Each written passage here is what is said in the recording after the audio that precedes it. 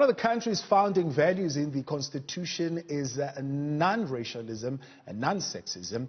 And can we as a nation achieve a state of non-racialism, or is it simply a dream? DAMP Ghaleb Cachalia joins us now to talk about this. Ghaleb, good evening, and thank you for your time tonight. First and foremost, talk to me about your view of the Black Lives Movement and why you feel it should be rejected. Well, I don't feel necessarily that the Black Lives, the tenets and the precepts behind the Black Lives Movement should be rejected. Obviously there is a case to be answered here, and that in that if people are being treated unequally, if people are being targeted, if there are issues that need addressing, then those require addressing. But what bothers me, and I've written about it, what bothers me about the Black Lives Movement is that it has morphed into something bigger. There are elements behind, not elements, there are moving forces behind the Black Lives Matter movement in the United States, for example, that have an agenda which is way beyond addressing these issues. It goes into issues about private property. It goes into issues into a host of issues which push an agenda which is fundamentally hugely bigger than the original purpose of addressing the injustice. So, I mean, in simple terms, you're saying the Black Lives Movement has been hijacked by those with money? Well, yes, I think there's an element of that, but at the same time, there are a number of people, and here's the conundrum, there are a number of people who subscribe to the Black Lives Matter movement, who do it for absolutely the right reasons. Now, the point is, and I don't want to get into this argument about whether Black Lives Matter or all lives matter, but the point is that let's understand what the problem is and let's address the problem. And the problem, and the problem as I see it, is a problem that is rooted in the police force and the structural elements within the police force which require addressing. Now, this can be done without hyping the issue and turning it into a broad movement that encompasses everything on earth and pits one against the other and ends up polarizing our societies instead of bringing them together. Now, let's come back then to the question of race-based concerns that have now emerged in South Africa. Various communities, Indian community, colored community, saying we are not given the recognition in this country. Are you saying that concern is stemming out of the othering, the past culture of othering, and therefore stigmatizing certain groupings and depriving them of opportunity because of this phenomenon called the othering? Tell me, what allows for the othering of people to take root in society?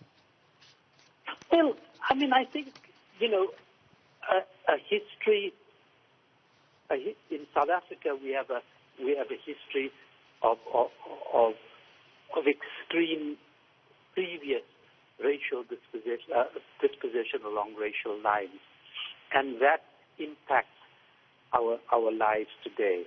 Now, but remember that in 1994 we made an attempt, and we reached a consensus to do things differently.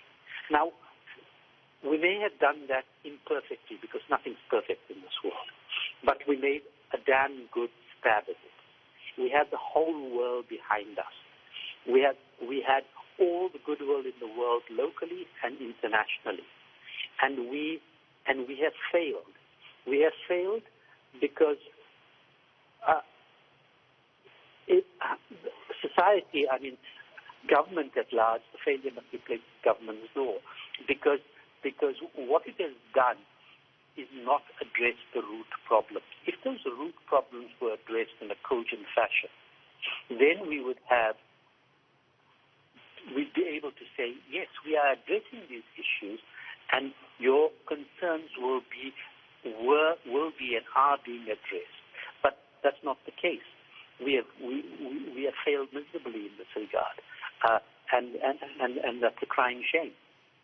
Now, we've seen with the death of George Floyd, many athletes around the world, including here in South Africa, supporting the Black Lives Matter movement, choosing to take a knee. And we know all around the controversy around our cricket team and the rugby teams and those who refused to take the knee. But we've also been hearing stories, for example, coming from cricketer Makhaya Ntini, who, of course, was in the cricket team, who says he experienced, on reflection, some level of loneliness and being othered. And I'm sure these are stories that can be recounted by many others, including those who are in the boardrooms in corporate South Africa who take up some kind of prominent position. However, you say you have never felt othered. How did you escape? Well, as I said in my piece that I wrote about it, I was privileged, if you like, to have had parents who had the foresight to give me the advantage of an education that was in a racially neutral environment. I then went on to university in England, as it happened, and I was confronted with, if you like, a dominant ideology and a dominant culture. I sought to immerse myself in that, to understand it, to master it, and to compete on my own terms. Now, that's what strengthened me and allowed me to do what you said I did. But we also need to take a leaf out of Steve Biko's book, where Steve said that we need to look at ourselves. We need to look at ourselves. We need to look at ourselves not as victims. We need to look at ourselves and to build our confidence up about ourselves, to empower ourselves, to compete and to integrate and to meet people on equal terms. The responsibility is on both sides. And that is the project which Mandela embarked on, and we've lost along the way. What about redress? I mean, where does redress fit in all that? I mean, you're saying you reject oppression, you reject being rescued, and maybe you can explain to me what do you mean by being rescued, and you reject victimhood. I don't know whether by that you're saying black people are playing victim and they should reject victimhood and therefore not play victim. What exactly do you mean? Well, I don't know where to start. You can ask me 3 or 4 questions there. But yes, we need to. I don't see myself as a victim. I see myself as a person who is proud of who I am, who is able to deal with everything that's thrown at me, good and bad, and to meet that head on in a productive way. I certainly, I've never felt a victim. If I did, it would minimize me. Remind me of your other question. My other question is, you're saying make education the force that unites people, but that also gives you confidence that you're not less than. So I'm saying, what about the question of maximizing redress? Look, redress, given our past, there are obviously certain elements of redress which need addressing in terms of if people were dispossessed in a particular way, we have to attend to that. And there are mechanisms, and there have been mechanisms since 1994, which have been put in place. The way those mechanisms were actually pushed out and dealt with have been suboptimal. That doesn't mean that the fault lies with the mechanism. Yes, so we need to effect a measure of redress where there has been proven cases of transgression. And yes, we will deal with that. And However, there needs to be, in dealing with these things, there needs to be a sunset clause, if you like. You cannot go on forever dealing with these things in that way, and you cannot go forward forever dealing with it in that particular way, nor can you go back into eternity justifying it as far back in history as you can reach. There needs to be an understanding, a compromise, a sunset clause, and a way forward.